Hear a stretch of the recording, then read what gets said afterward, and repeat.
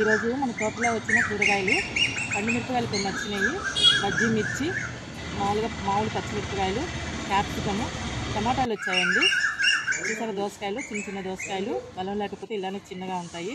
కొన్ని వంకాయలు వచ్చాయి, 2 రకాల చిక్కుళ్ళు వచ్చాయి.